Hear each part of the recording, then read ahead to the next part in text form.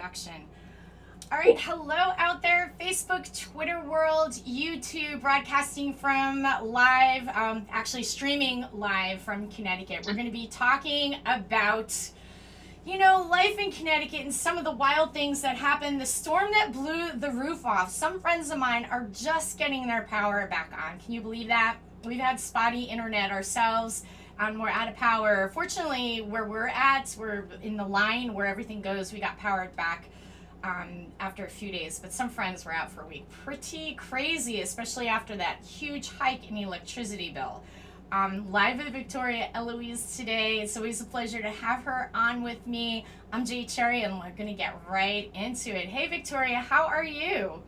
Hi, girl. I'm good. I'm much cooler. We got our power back Saturday night. Wow. Yeah. And those people who are still without power. Yeah. You never know. Like, it's such a blessing to have electricity, So It really is. It's a blessing to have electricity. And speaking of electricity, so what's really interesting?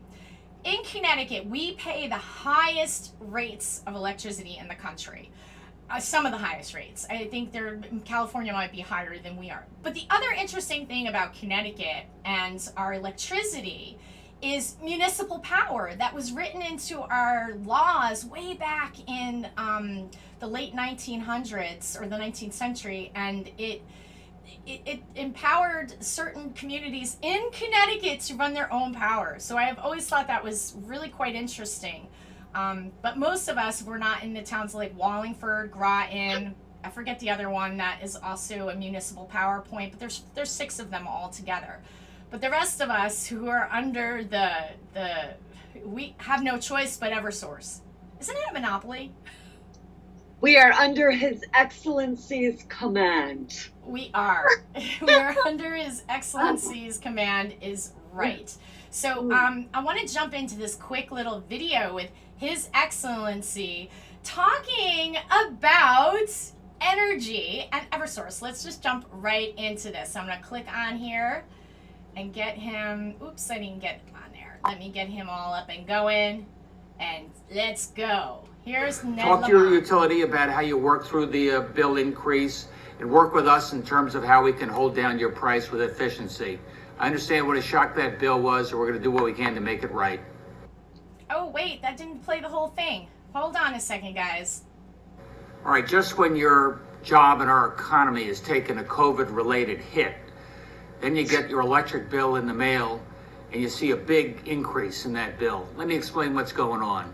Of that big increase you got, 4% is related to a rate increase from Eversource, 4%. We're going to take a hard look at that, our regulatory group there, to make sure that every dime of that is justified. If it's not, we roll it back. The rest of that bill increase is related to usage. Usage, electric usage, air conditioning and such. You've been home a lot more. It's been really hot. That represents probably the other 80, 90% of the increase. And there we can help you as well. There we have energy efficiency funds. We can put in place insulation that keeps your house cooler in the summer and warmer in the winter without any additional cost to you, and holds down your electric bills. So talk to your utility about how you work through the bill increase, and work with us in terms of how we can hold down your price with efficiency. I understand what a shock that bill was, and we're going to do what we can to make it right. Unbelievable this guy is. So let's jump into a little bit of what Lamont said. Karen said real quick, hey Karen, she said Wallingford, which is under the municipal power, went smoothly. So that's, yes. I hear that a lot. But tell me what you found about Eversource and Pura. What is Pura anyway? It's funny. They used to be called Putra. Putra. It's smart, whoever changed the name. But I cannot believe how much throwing under the bus goes on with our powers that be. Like, Eversource could have, this is old news. Okay, this rate increase, it's happened. This is now the third time. That was the plan. That's been the plan since 2017, when Eversource first applied for because if you want to increase a town's rate or a state's rates, you can't just be like, oh, this is a good idea. No, you have to apply. You have to submit your plan. And Eversource did submit their plan 3 years ago, and Pura approved it. And the plan officially went into place April 13th or 18th, 2018. And the plan always was, first year we raise it this percent, second year this percent. Now people haven't really, and it makes sense, the first 2 years was small baby increases. And then this year was a little bit higher, plus, yes, more air conditioner, hotter. But this is something that was decided a while ago. But now, when people are realize, wait a minute, why is this $100 higher than it was? And now the state, now Pura is saying, well, how dare you, Eversource? How dare you raise these rates? And it's like, it's they were part and parcel. They were Pura was the sole approving authority over this plan. And so I'm sure Eversource is like, what the, but that's what that's what a lot of these 99% of our administrators do. When something goes wrong, oh, we didn't do it. We didn't, Eversource did it. And so but that's not the case. Eversource was a small part of these rate increases. So yes. It's interesting too, and I have your page up here, and I have this slide where Governor Lamont, shall I pull that up? Governor Lamont requests investigation. And it's so funny how here, look at this, guys, okay? Let me see if I can blow that up for you. I know it might be hard for you guys to read it there, but you can go and check out Victoria's wall if you're not following her. You can see this slide here.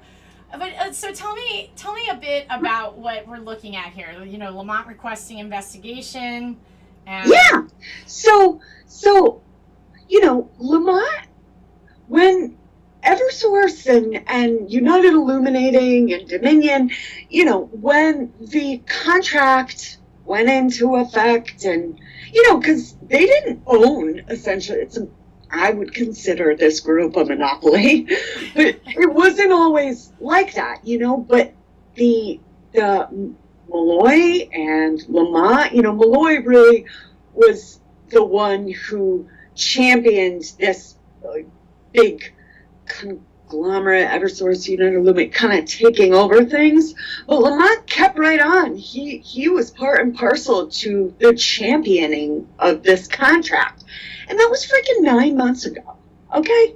9 months ago, he was applauding. He was happy about the fact that he says specifically, the governor said the decision is good news for the region's grid, the environment, the state's economy, and us. Okay? Wait, what? Yeah, this was in September last year.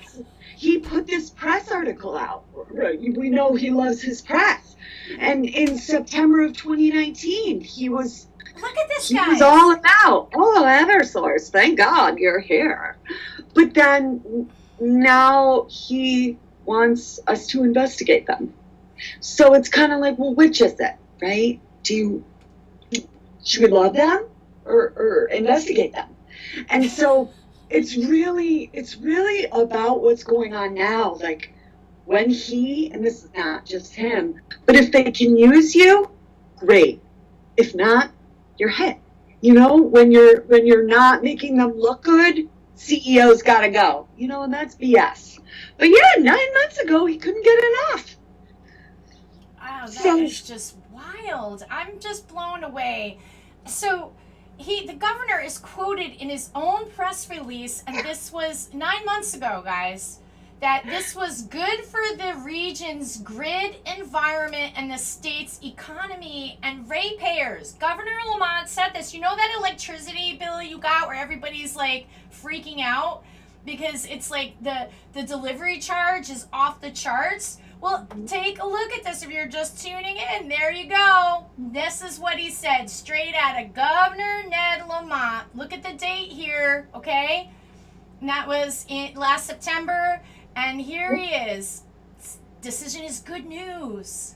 Yeah, milestone. Thank God for this milestone contract. Well, you know, so it's when he can benefit off you, team. You're part of the team. But if he can't, you know, you're out. So it's they're bridge burners. Democrats are bridge burners. You know, if you're a part of the club, great, but you may not be. Yeah. Just as soon as you were, you know? Yeah. We saw that with Renee Mitchell Coleman, which that's a whole big story. Oh man. Yeah. So if you want to go to the next picture. Yeah, let's do it. Okay, so what are we looking at here? This is a report. Yes, by CCM. The Connecticut conference, I actually, again, not that I know everything, I don't even know 5% of things, but I didn't know that this was as big of a problem as it was, but the Connecticut, it's still a problem. The Connecticut Conference of Municipalities, apparently there are hundreds of thousands, if not millions, which in the comment, the Hartford Courant said millions of dead, dying trees, or dead already, dying. There's this massive problem in Connecticut with, what do they call it? They say it's gypsy moths, which I know zero about, but gypsy moths and emerald ash borers, they're diseased and they're killing trees at phenomenal rates. And the director of CCM wrote a letter to Governor Lamont, as did various other groups, or they didn't write letters, but they have come out and said, look, like, we need help here. These trees are a serious problem. And Lamont ignored them. And not only did I find it so interesting that he did not provide financial support for help. He ignored the call and didn't provide any of the assistance they need. Guess who's been picking up the tab besides our stressed municipalities and towns? Eversource. They've been picking up the tree tab, you know?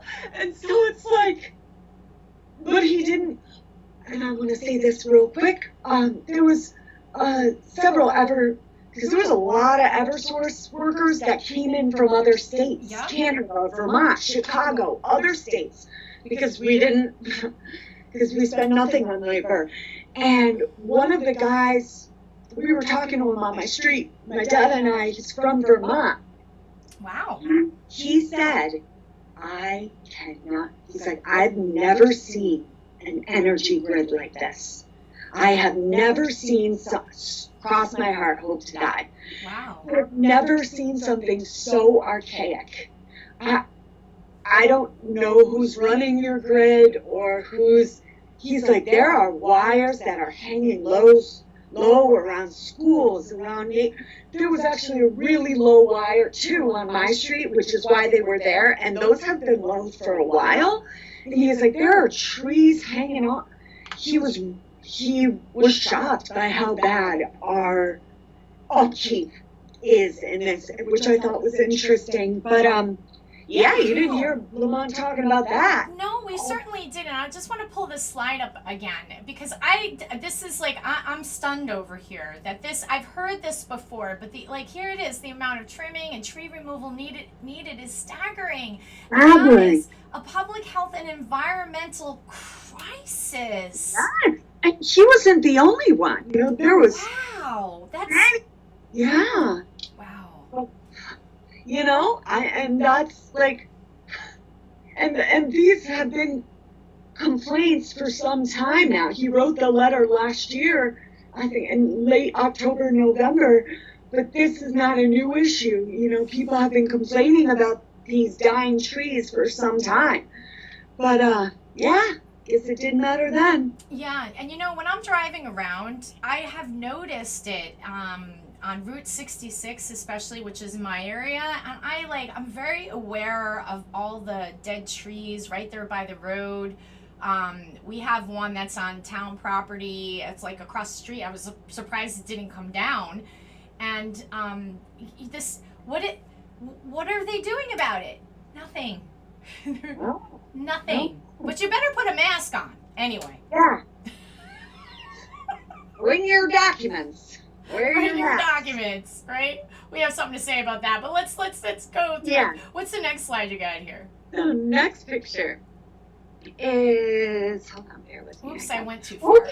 I'm sorry. I went too far. I went one step too far, I think. There we go. Here we are. This is, I'm looking at news releases. Is that the correct one? From the EPA, right? Yeah, news release, federal PCB laws under agreement from the EPA. Yes, here, what is this? So PCBs are essentially it's carbon, hydrogen, chlorine, and they're chemicals. They're not good for you. So, and they're toxic to animals. They've been, proven to have both carcinogenic and non-carcinogenic. They're terrible for you. And freaking Eversource was basically dumping toxic waste inappropriately, not dumping it the way they were supposed to. Ever seen the movie Erin Brockovich where there were those chemicals? It's not Eversource was not doing it to that degree, but it's kind of like that. They weren't taking proper precautions to dump this stuff where they were supposed to.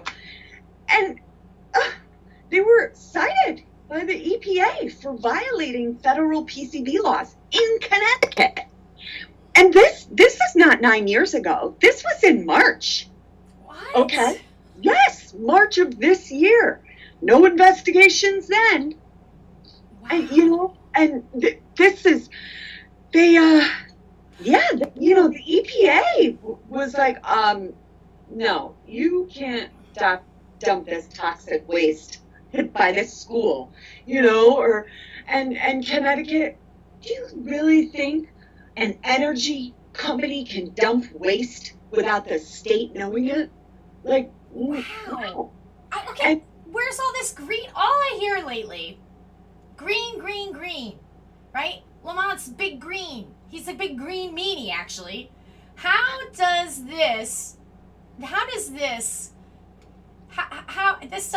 This is a total contradiction in everything they say. What they do is it's double talk. It sounds good in sound bites and news conferences, but is it based in truth or reality?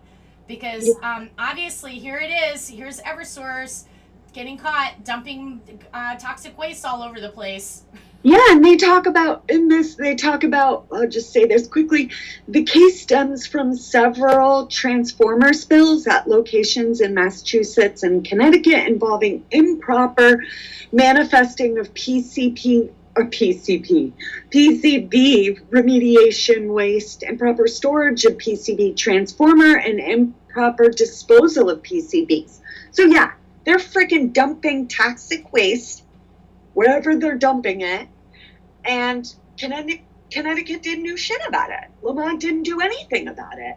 And again, this is not something that happened before his administration started. This happened 4 months ago.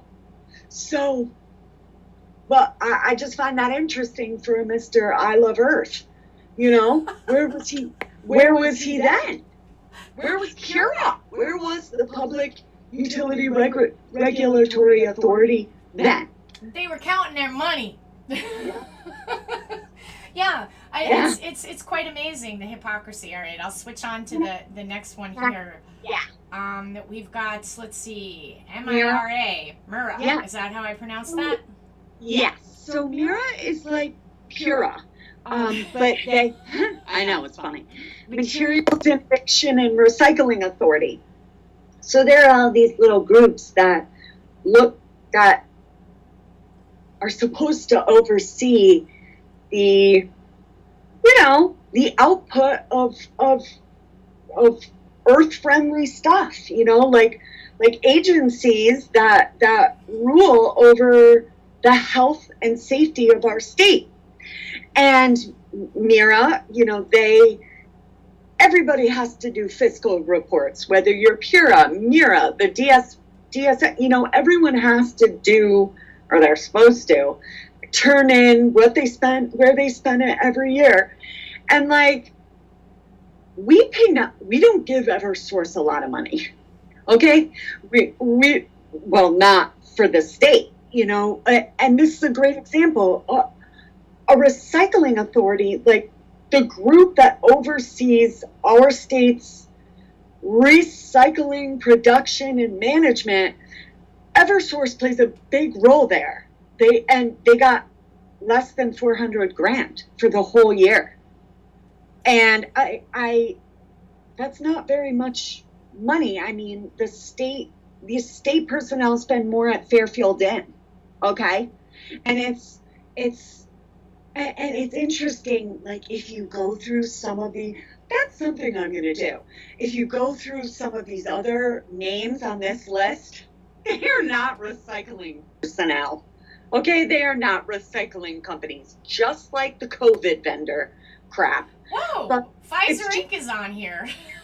What? What is? Pfizer Inc. Yeah, oh yeah, yeah. And then you don't have to go, actually it probably would be good to, if you click on that comment there. Let me see here. Do you see that? Yep, I see here. Okay, you got a graph here. Energy efficiency.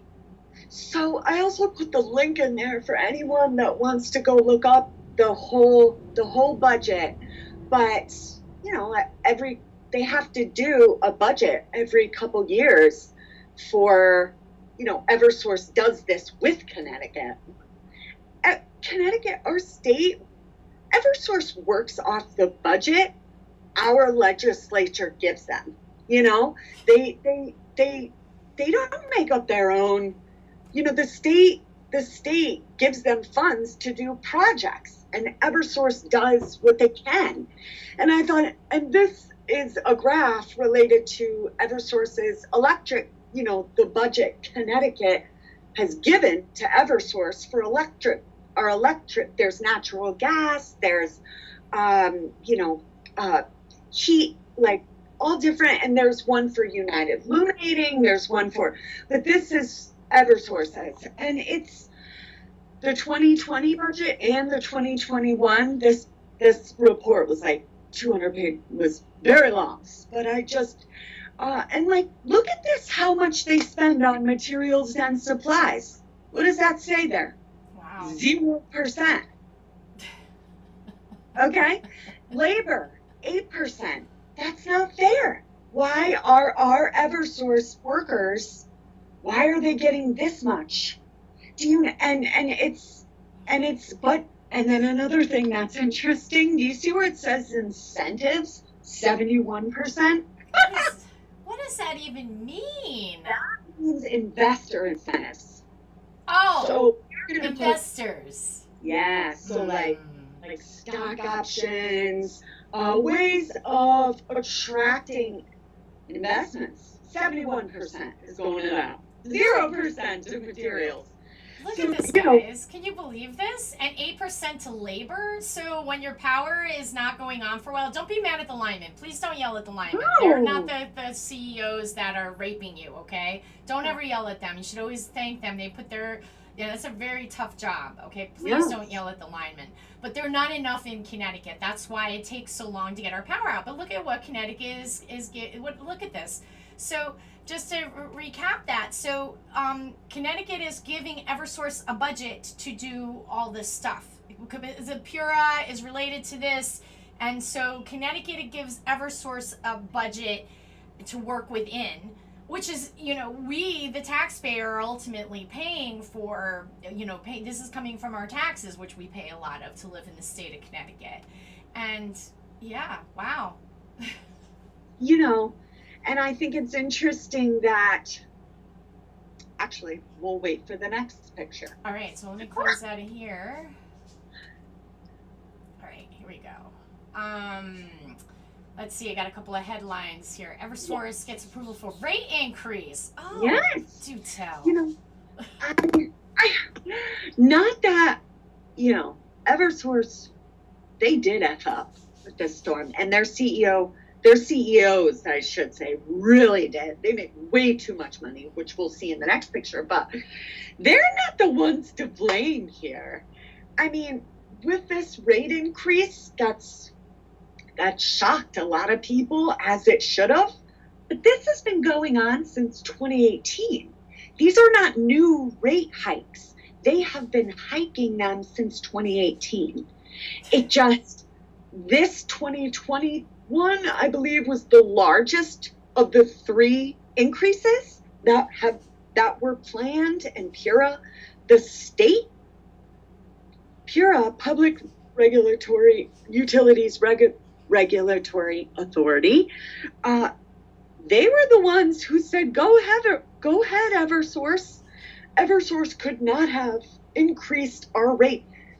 If you're an energy company, just like you're any business, if you want a new type of funding, or if you want to change state money, you have to apply. You can't just do it. You have to introduce a plan. You have to have all these things in place. And EverSource, this was approved 2 years ago. And so I'm sure this is old news. These rate increases, they have been going on for 2.5 years. Slowly, like we're frogs in a boiling pot of water. Slowly, guys. Do you see how they dupe us? Do you see this? How they do this in a slow way, and then when it hits the fan, it's like hot potato. It's like the video that we started the show off with today with Ned Lamont, sitting here talking out of both sides of his mouth and ultimately blaming us, you, me, for the rate increase. Yeah. So yeah, next picture. All right, what we got here? Did it go? Let me see. Sometimes the computer runs slow and then I'd go up ahead. I'm looking at Public Utilities Regulatory Authority. So this is, I was just talking about how they have to, EverSource had to apply. Anytime any company that contracts with the state wants to raise rates, they have to apply through the state agency that oversees them.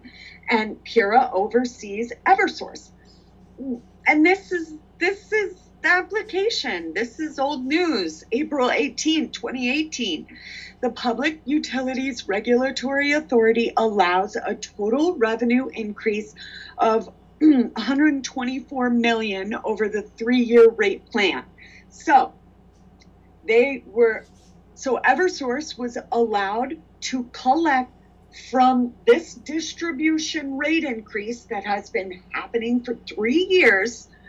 They were allowed to collect a total of $125 million from us. Now, it was supposed to be that any profits that EverSource incurred, that anything above that amount, I'll just say this quickly, EverSource, when they applied, they had to give reason why they wanted this more money. And it wasn't only because they, wanted to profit. EverSource is losing money in our state. This was not a good investment. Connecticut was not a good investment. So they had introduced this revenue rate increase to get back some of the money that they were losing. It was not all about philandering and CEOs. They needed more money for the losses they were taking in our state. And so that, that's okay. I get that. But any profits past that 125 million was supposed to go back to us.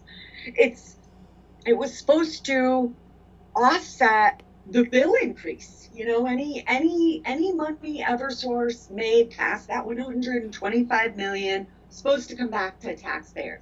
Has not. It's amazing. They'll say these things. This is what it's supposed to do. It'll be written into law, and the money never comes back to the people. All it seems is that the government does is take. And folks, this was a few years in the making. So when we finally got hit with the reality of what they've been doing to us, it's like frogs in a pot of boiling water.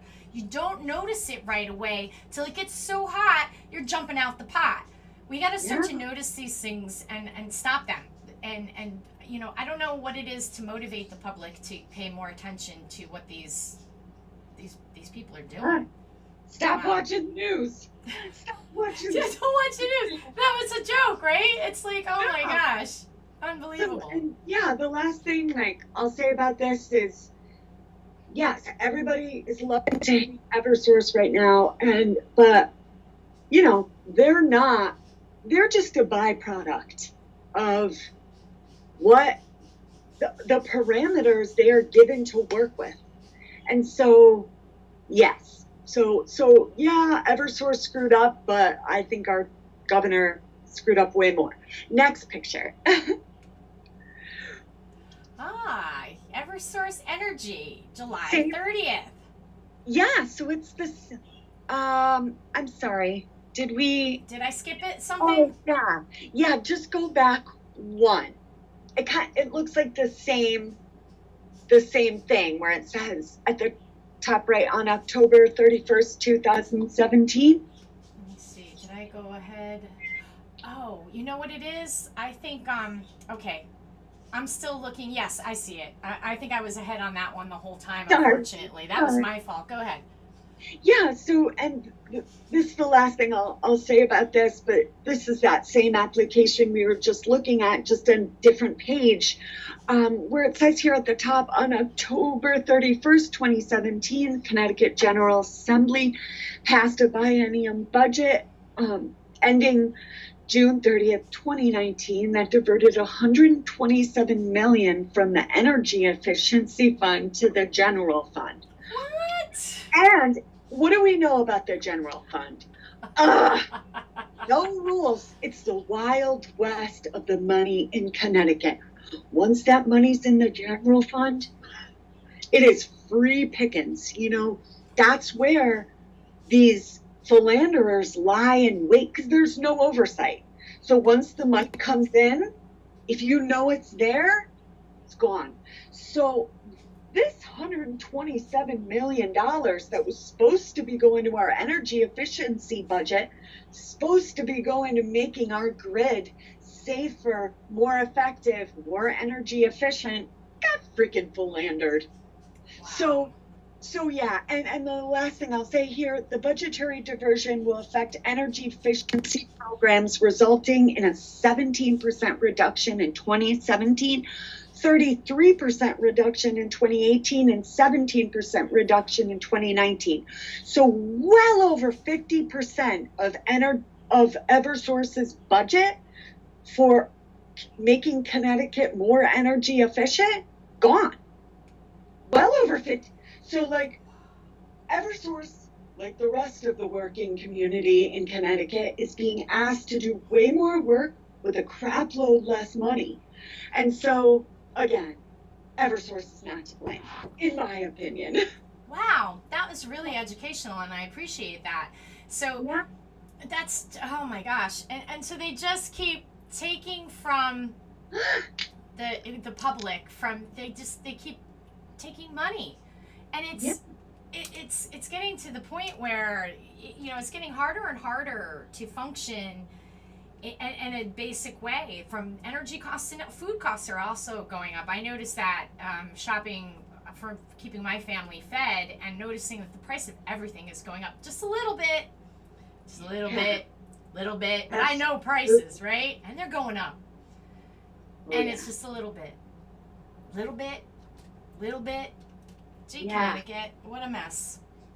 All right, what's we got next one? Next picture. Okay, here's something. This looks very officially Eversource-y. Eversource Energy news release. No, I don't want to let Eversource off the hook here because they need to change up their ways. But so the financials come out every quarter. You know, it's not specific to Eversource. Every company ever puts their financials out, and Eversource. I'll just say on a personal level, it bothers me that energy companies can an energy company that's contracted with a state shouldn't be making that much money. You know, like $500 million they made in the first half of 2020. Well, why are our bills? You know, so. But I think it's important to realize Pura didn't have a problem with it then. You know, Lamont didn't have a problem when these numbers were coming in, you know, hundreds of millions of dollars off the back of taxpayers. And it wasn't a problem then. Oh, yeah. Yeah. Amazing. Absolutely amazing. Wow. I'm sorry, I know I'm flying through these. That's okay. That's okay. Here, should we go to the next one? Okay, we're looking at more a graph here. Yes. So, James J. Judge. Okay. There was an article out recently saying the top 20 most overpaid CEOs. And he was right on the list, you know, and this is way too much money. You know, $20 million for. What is up with that? $20 million? Who needs that much money? Yeah, and it's not just the 20 million. From last year to this year, his salary jumped by 33%. His Gregory Butler, his number two, his increased 93%. Are you kidding me? The next guy in line, their CFO, his salary jumped 64%, you know, since last year.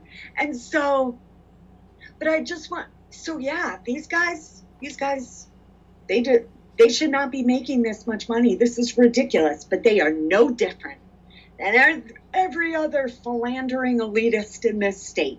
You know, they wouldn't be able to make this much money if they weren't in a state that cultivates this type of philandering, you know? So I find that interesting. Next picture. Oh my gosh, very interesting. Oh, this looks like, a text document. So this is juicy. So we know all about charity corruption. Yeah. And what is this? Charity corruption is a huge problem in the U.S. It's a huge, huge problem in Connecticut. I had no idea that it was this bad. So the Eversource Energy Foundation, I'm not saying that I know everything, you know, but they donate every year to some solid charities and just some not so solid charities. Every year they donate roughly $5 million to various charities around New England. They have a lot of money in assets. A lot of money. That's a lot of money to donate. So, so say they donated $5 million last year. They had $20 million in assets. And 13 million of that was non-charitable use assets. So, and what? the CEOs and the executives all just had between 40 and 90% pay increases. So, I mean, to have that much money, and let's be clear, Mr. James Judge, the CEO, is also the treasurer of the Eversource Energy Foundation. So he can take and do whatever he wants. Yeah, the executives, Gregory Butler, all these, they're the ones who run this charity. This charity. You hear that, guys? Look at this. This is insane. I mean, look at this. Look how, why? Look. And I found it, I also found, I don't know if this, I mean, who knows, but his salary, James Judge's salary last year, it wasn't straight salary where he made that 20 million. He had a salary, then there was stock options, then there was investments, then there was this. His salary, his base salary was roughly, it was a little over $11 million. And I find it interesting that investments this is the Eversource Energy Foundation 990 tax return. All foundations have to submit it.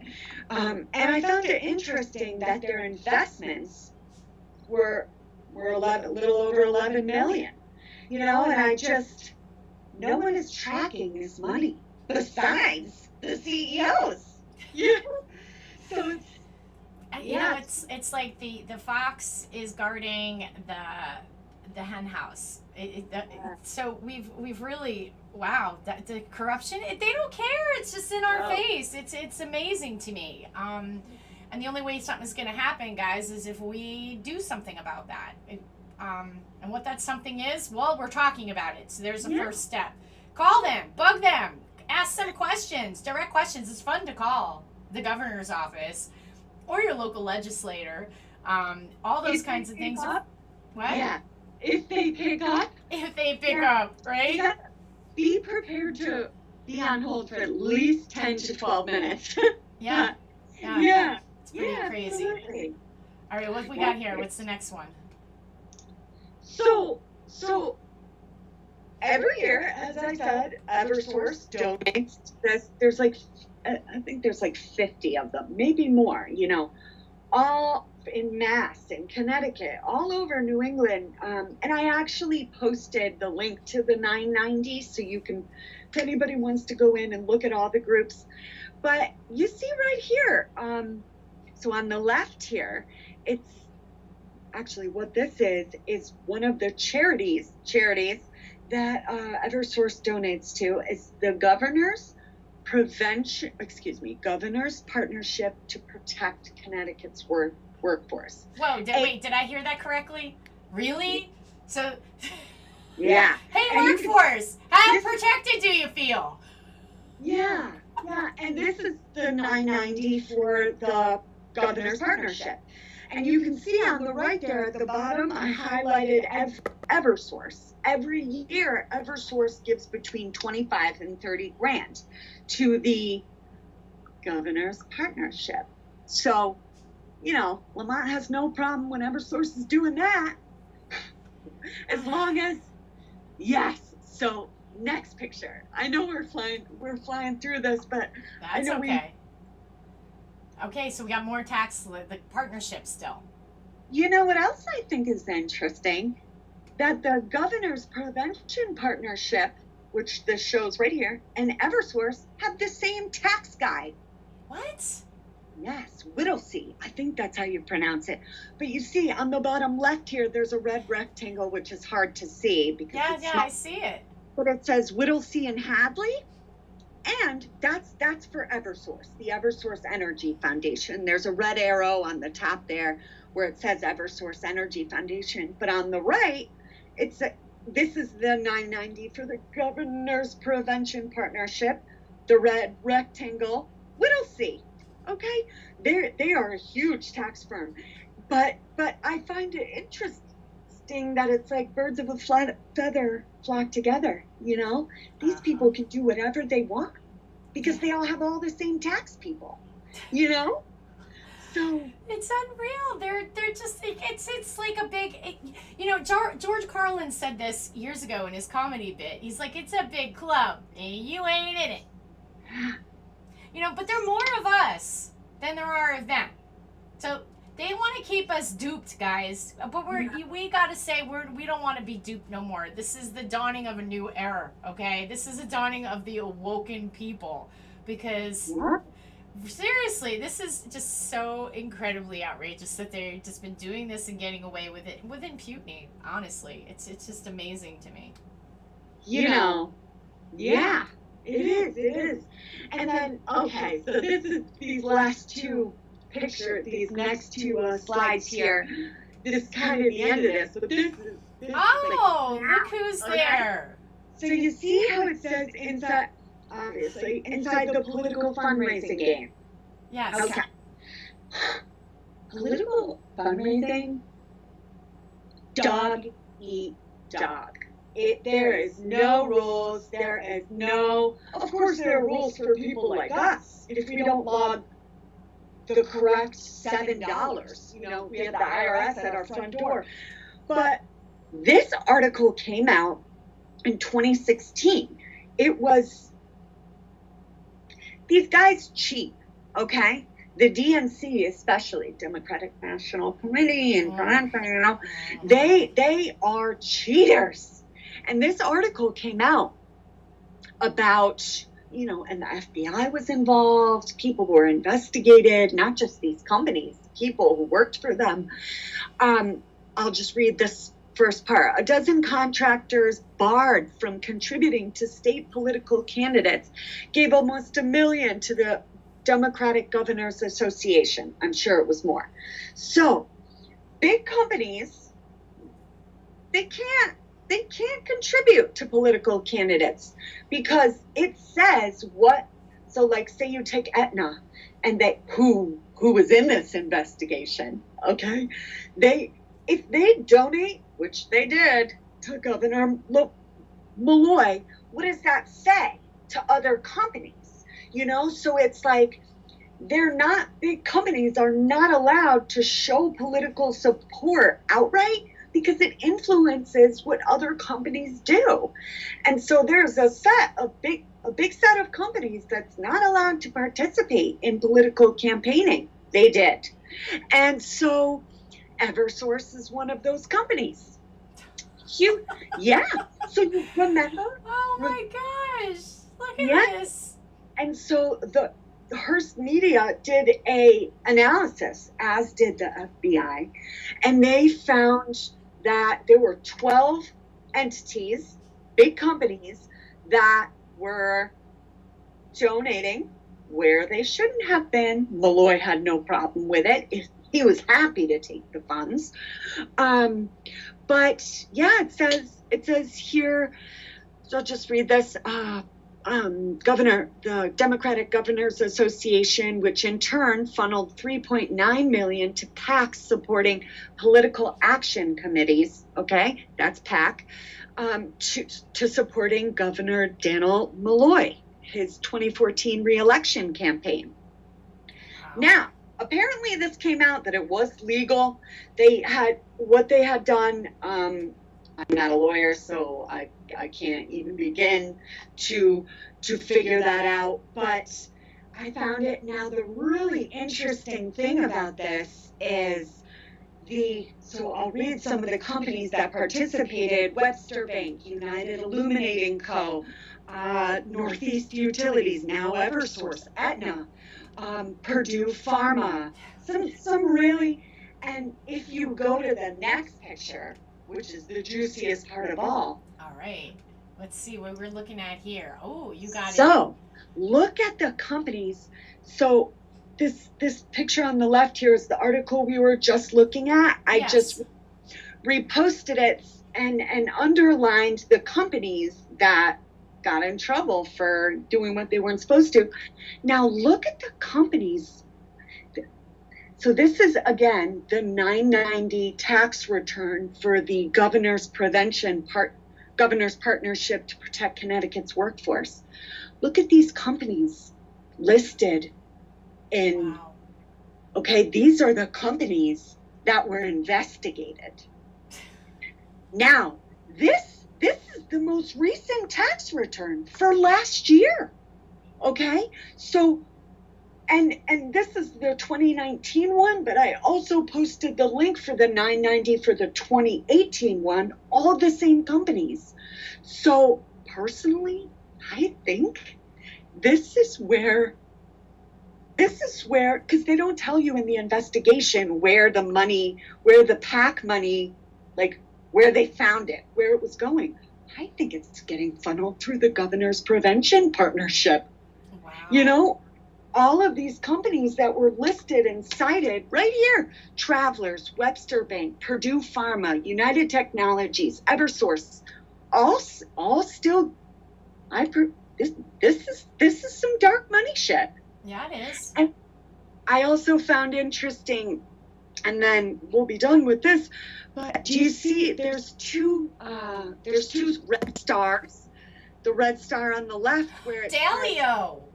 Dalio! I put the red star there to remind myself, to tell you that Dalio's on this list. Also on this list is, I'm going to say this wrong, the Boehringer Ingelheim. Oh. Yes, where, his new Supreme Court, Judge Christine Keller and her son and the House Speaker, and how he's trying to change the vaccine laws. Yes. And the Boehringer company. Yes. Now, interestingly enough, with this company, with Boehringer, okay, so they are looking to make a universal flu vaccine. And the other unique connection, not only is Matt Ritter's company that he's partner in, lobbying firm Shipman and Goodman, which is a nationwide company that is it's lawyers and they're lobbyists, and that's what they do all over the place. They represent the Boehringer Ingelheim, if I'm saying that correctly. And this legislator, Liz Linehan's husband, Liz Linehan, is also instrumental with Matt Ritter. We call it the three-headed monster. It's Matt Ritter, Josh Elliott, and Liz Linehan. Unbelievable. So I would stake my life on the fact that this is where the PAC money is getting funneled. The Governor's Prevention Partnership. Protect our workforce, aka destroy our workforce. And it's very so yes. Unbelievable. That's pretty wild. This is a great example. I mean, Connecticut is a pay-to-play state, hands down. If you wanna get rich, you gotta pay some politician's way. You gotta make it worth their while to. If you want to stay as CEO, you gotta contribute. You gotta pay, and so that's what's going on here.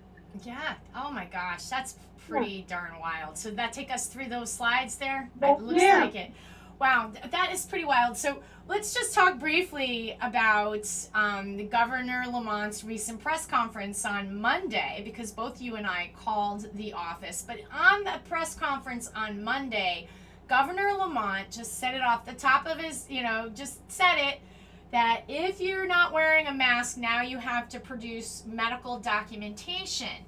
That freaked me out. That freaked you out. So tell me what happened when you called. Well, I was on hold for about 15 minutes. Just rang. Okay, fine. Well, personally, I think that if someone wants to, I didn't just call his office. I called every other number I was supposed to, but no one answered, And when I saw that post from the CT Dems, and I've seen it on Governor Lamont's page, when I saw on CT Dems' Facebook page that what you're talking about, how they said you have to bring documentation and there's going to be fines and all this, I tried to call the Dems page. I tried to call the Senate Democrats, but the office, the legislative building, no one answered. Actually, one of these lines, the extension didn't work anymore, and the other one just rang and rang and rang.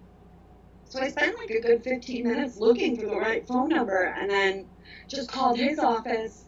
And they finally picked up, and this gentleman, very nice, young, but he said the only number he had for me was the number that I had already called. And he said the governor had nothing to do with what went on the Facebook page of the Senate Democrats. He didn't have a number for me. Like, there was nothing I could do. He didn't know there was nothing he could do. So, yeah. Pretty wild. This is really wild.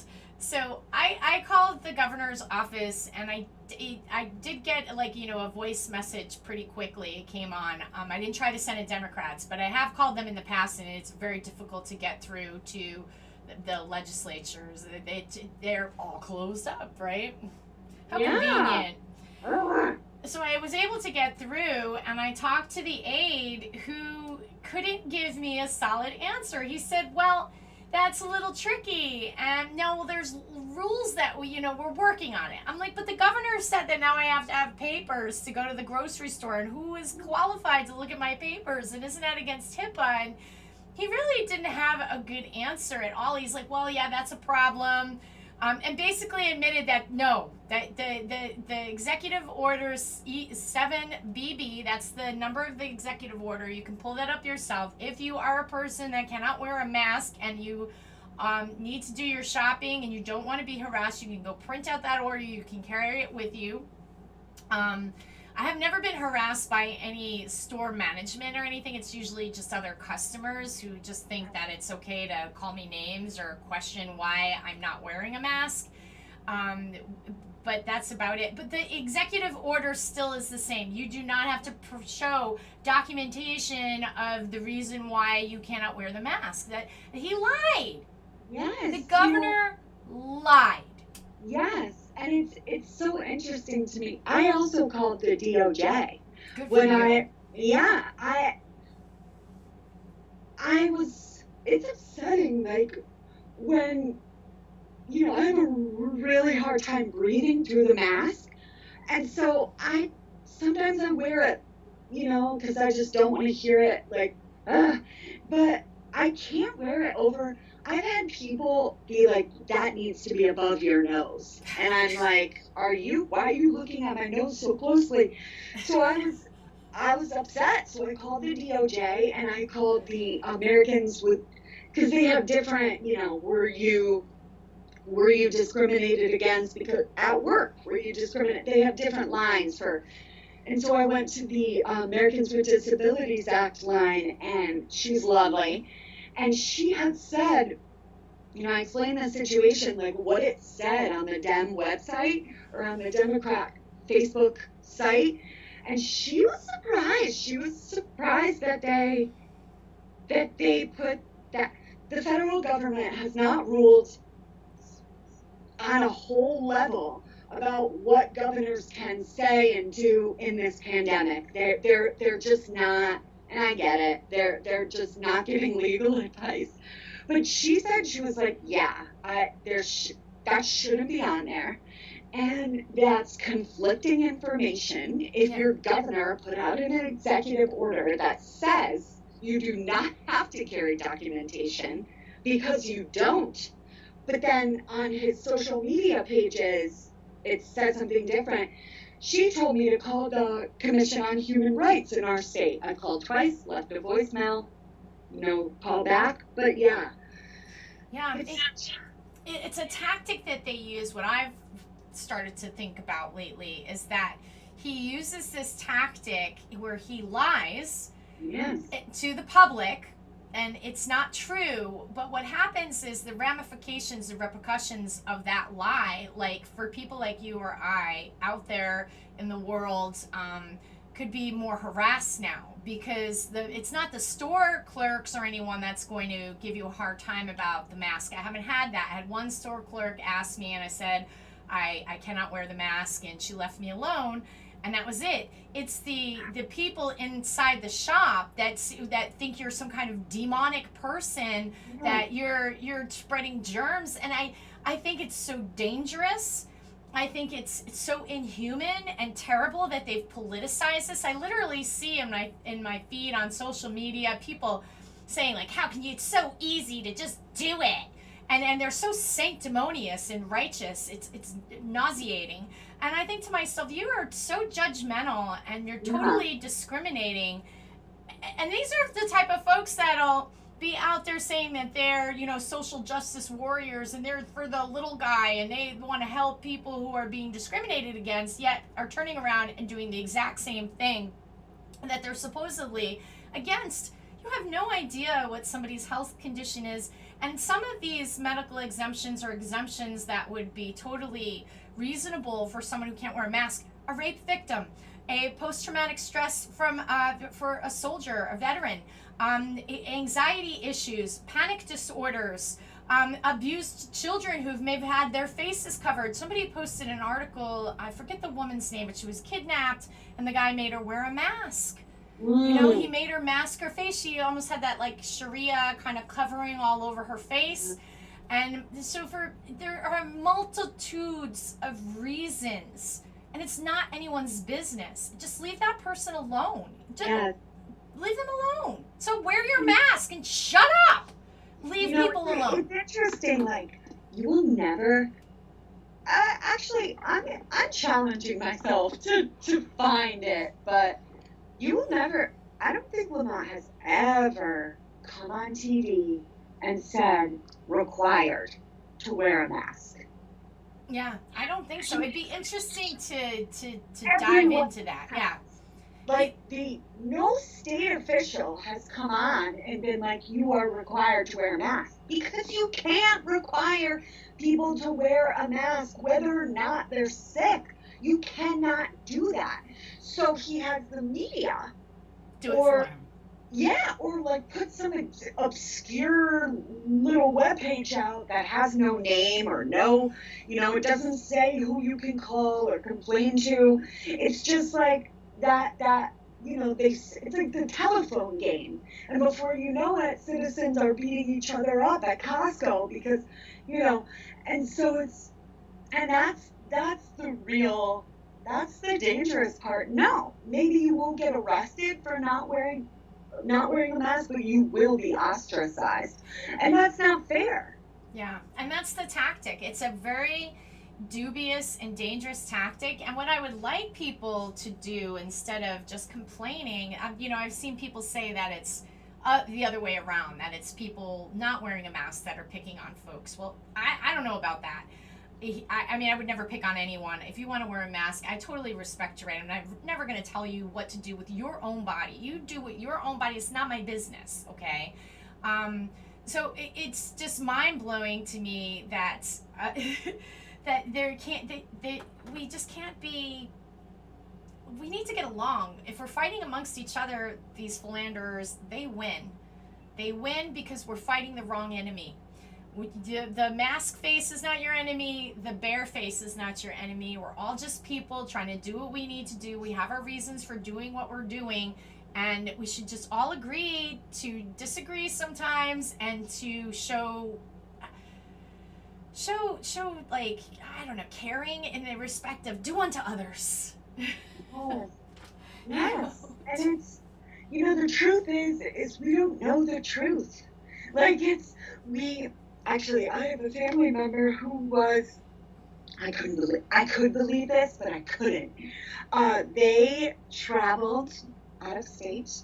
They traveled to Florida, and they were in Florida, came to visit Connecticut, went back to Florida, had to get COVID tested for whatever reason when they get home. And I don't want to say this person's name, but so they do the drive up and they're sitting in line for that test for over an hour. And he was like, F this, and they leave. They never take their test. 2 weeks later, they get a letter in the mail. You have tested COVID. You have tested positive for COVID. They never took their test. Wow. So they got letters in the mail saying they had COVID. They never took a COVID test. They went to take it. They signed in but they were waiting over an hour. So it's like, I mean, it's clear. There's no doubt COVID is real, and people definitely are dying. But the degradation of our society, that is an elite thing. That is not a flu virus or a sickness thing. That's not COVID that did that. That's these guys. So, it sucks that we're fighting each other when it's like we should be fighting them, Yeah, totally. Absolutely. Divided we fall, united we stand. And that's just like a really important thing that we have to always remember, that we are better if we can respect each other.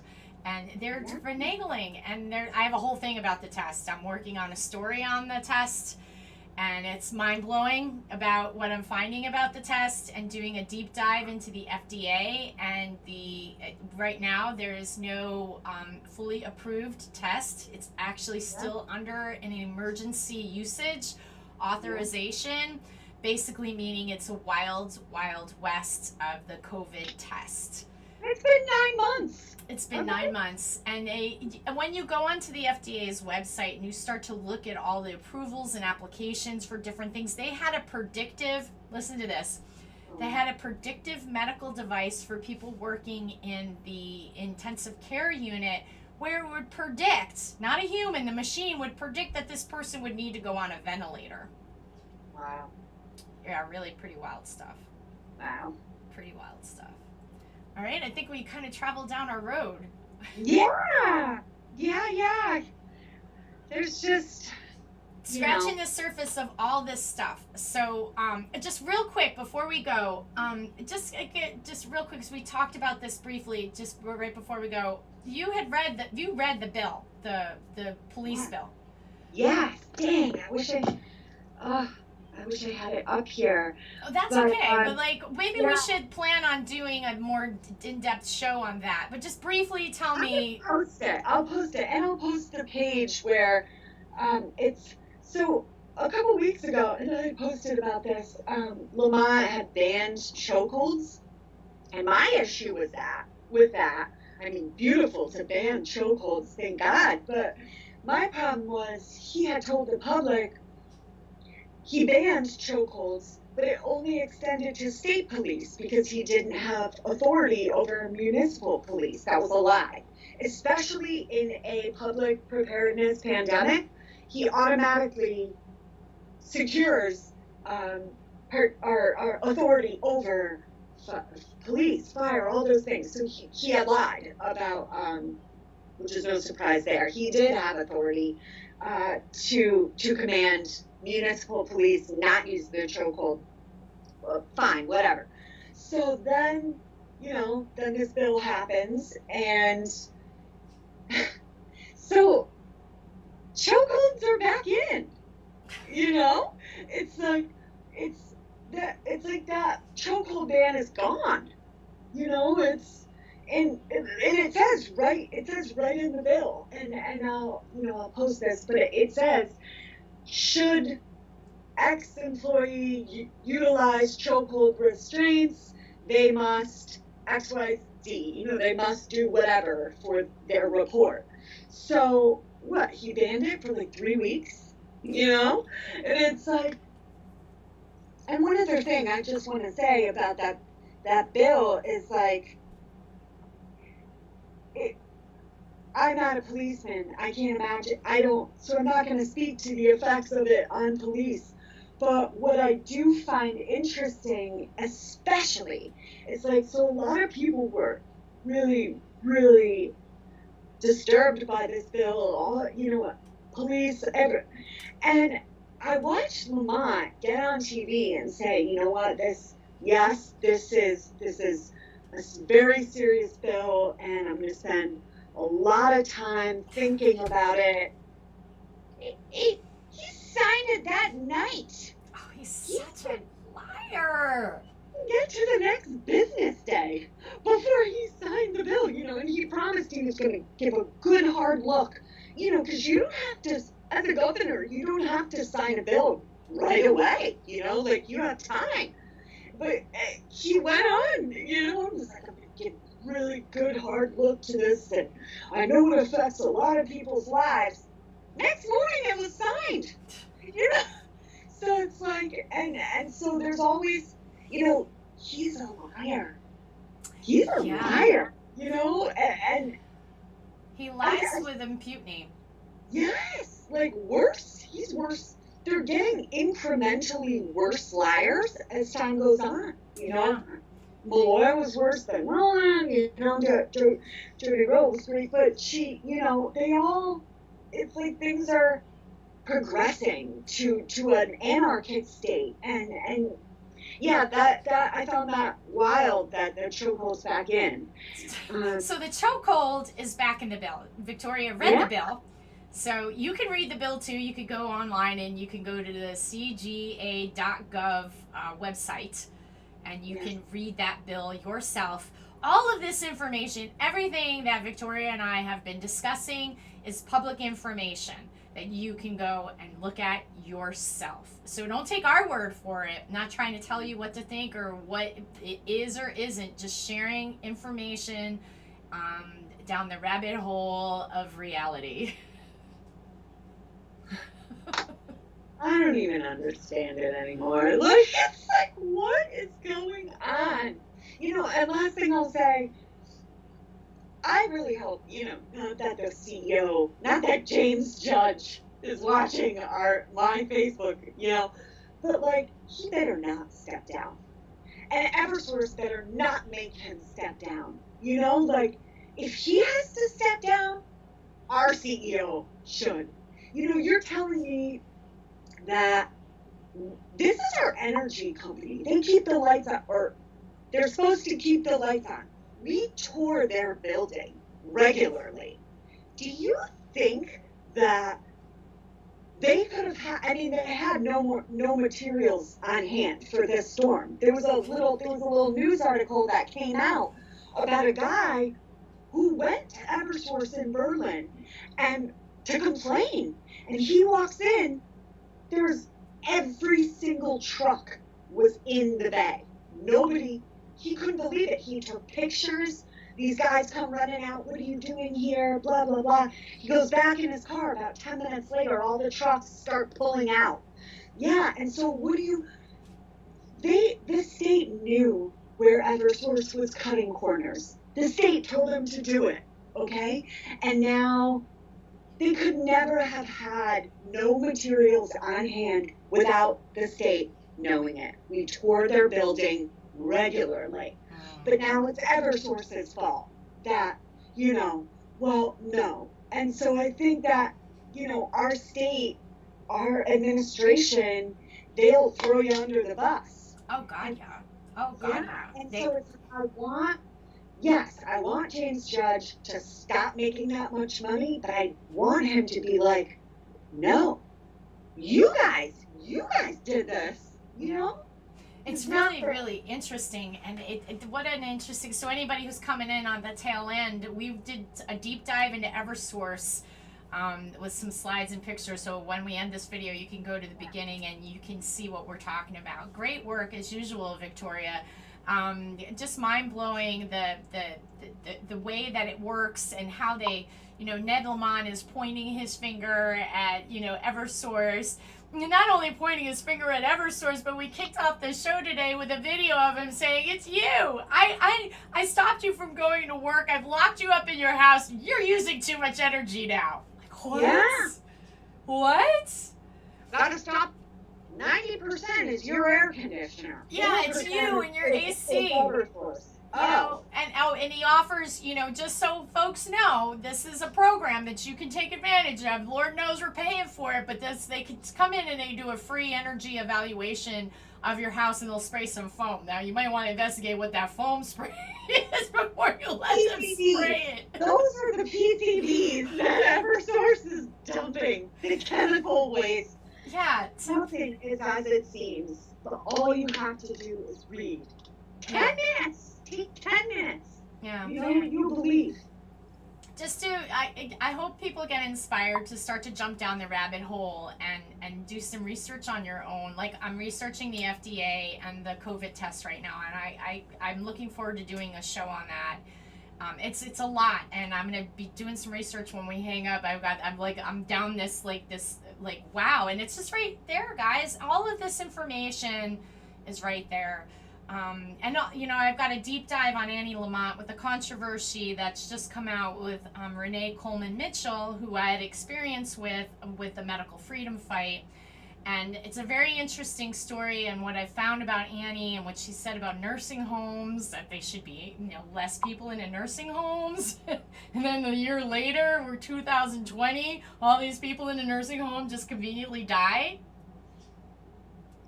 Racist, sexist, bigots. Eugenicists too. I've been reading about that stuff. The eugenics movement it's an elitist thing. The eugenics movement is a very real thing, and they think that they are the very wealthy, think that we are just like little minion ants. We are just their commodity, or like useless eaters to them. So they don't care what they're doing to the common people. They think they're above us. They're ordained by their money to decide who lives and dies. Ezekiel Emanuel has been quoted. You can find this quote on YouTube. You can see him saying it. Ezekiel Emanuel, her partner, Annie Huntress Lamont's partner with Oak. What is it? Oak Hill, or is it just Oak? Oak Healthcare FinTech, but yes. they Oak Management as well. Yes. They're like besties. Yeah, they're besties. And he said on television, on a mainstream program, 75, that's it. And when you're 75, you've had enough time. Okay, you're going to tell that to George Soros? Oh, we didn't touch on that. We'll do that next time. Yeah. We'll do that next time. Who donated to Lamont's campaign? Him and his daughter.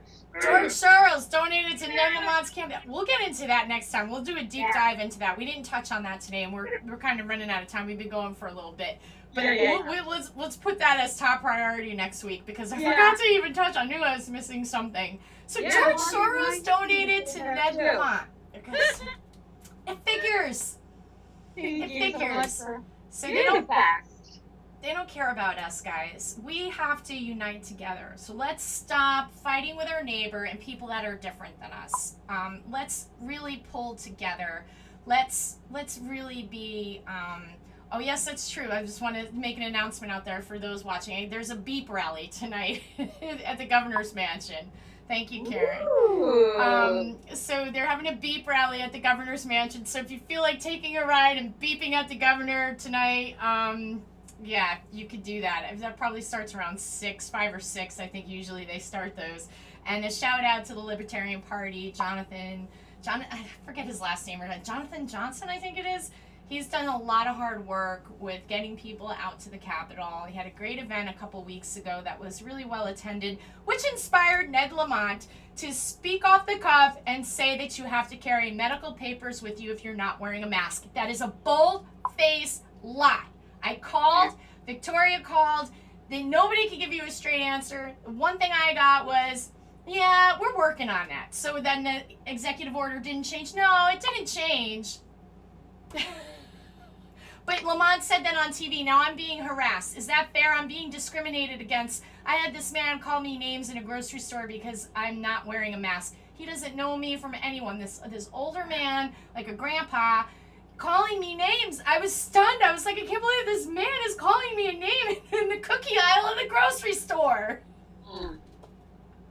Stay off CNN, buddy. Stay off CNN. Good advice. All right, so we'll shut it down for now, guys. And thank you so much, Victoria. I really appreciate it. So if you guys want to support our show, you can visit us online at jterrypresents.com. We are a 501c3, and we do lots with broadcasting and looking forward to bringing arts back into our realm and not always talking about some of these heavy things. So stay tuned for some of that stuff, and I'm looking to do a video in the near future talking about the COVID test. And thank you again so much, Victoria. You are just wellspring of information. I appreciate your work. Thank you. My pleasure. And you can follow Victoria if you're not online. She's open and public her information. No trolls, no trolls allowed. We'll figure out. We'll find out who you are. That's right. All right. Till we see you again in the Cyberland. But bye bye. Thank you.